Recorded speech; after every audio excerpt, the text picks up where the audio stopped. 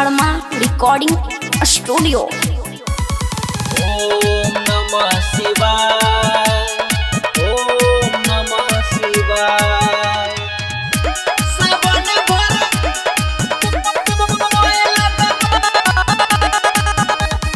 कहै छिय बाबा एक साल से चक्कर चला जाए गोमाल से, चक्कर चला जाए गोमाल बाबा।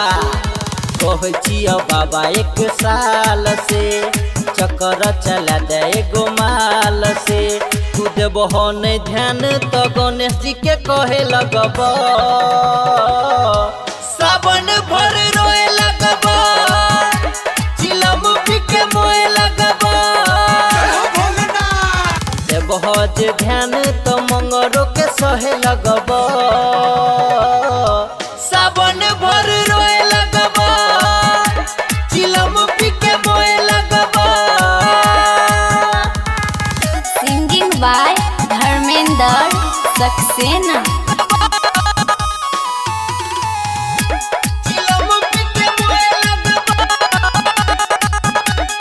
हो बाबा जब गोरकी पतरकी के देखै छियै, अपने आपके हम रोकै छियै, अपने आपके हम रोकै छियै। जल ढारल जहिया आबै छै उ एक्सक्यूज मी कहि कऽ टोकै छियै।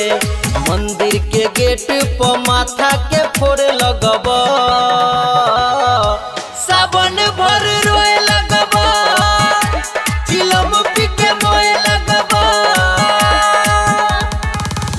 सावन भर रोए लगब। ओम नमः शिवाय, ओम नमः शिवाय। सावन भर चिलम पी के मोए लगब।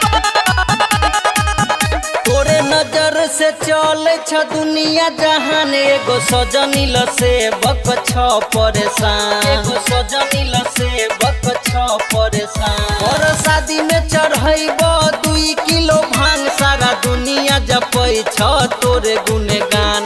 कहै छ धर्मेंद्र गोर भो